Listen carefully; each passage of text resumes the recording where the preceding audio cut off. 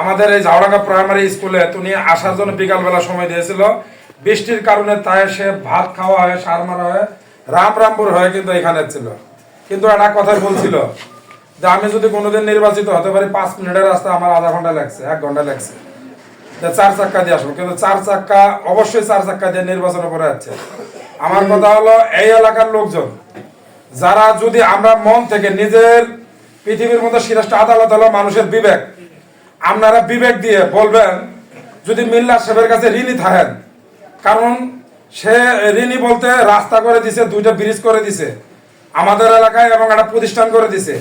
আপনার বাচ্চা হোক, ভাস্তি হোক, ভাগ্নি হোক, মেয়ে হোক, যে কেউ এই প্রতিষ্ঠানে লেখাপড়া করতেছে কাছে থেকে, সেই দিক দিয়ে যদি আপনি ঋণী থেকেই থাকেন তাদের কাছে, তার অসমাপ্ত কাজ সমাপ্ত করার জন্য এই ত্রয়োদশ নির্বাচনে আগামী 12ই ফেব্রুয়ারি সবাই একযোগে এবং মা বোন সবাইকে নিয়ে আপনারা কেন্দ্রে আসবেন, ভোট দিবেন এবং আপনার বাড়ি বাড়ি যে ভাই আছে, বাপ আছে, চাচা আছে, আপনারা প্রথম আপনার বাড়িতে ভোট চাবেন যে আগামী ফেব্রুয়ারি 12 তারিখে ঝাউডাঙ্গা স্কুল মাঠে কেন্দ্রেতে আমরা ভোট দিতে যাব। তারপরে আপনার বাড়ির পাশে এবং আপনার পাড়া প্রতিবেশী লোকে বলবেন।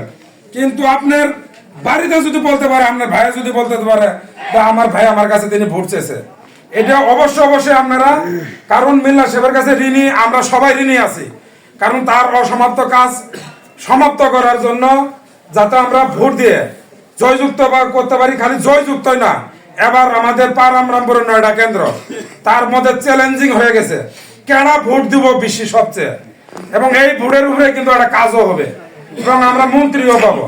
এই 9টা ওয়ার্ডের মধ্যে যদি আমরা এখানে ভোট ফার্স্ট করতে পারি, বেশি দিতে পারি, তাহলে আমাদের সুনামের বিষয় এমপি সাহেব জানবে এবং এমপি সাহেব আমাদের কাজ করবে।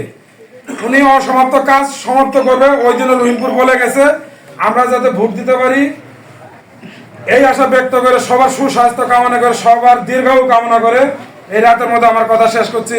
বাংলাদেশ জিন্দাবাদ, শহীদ জিয়া অমর, খালেদা জিয়া জিন্দাবাদ, তারেক রহমান জিন্দাবাদ।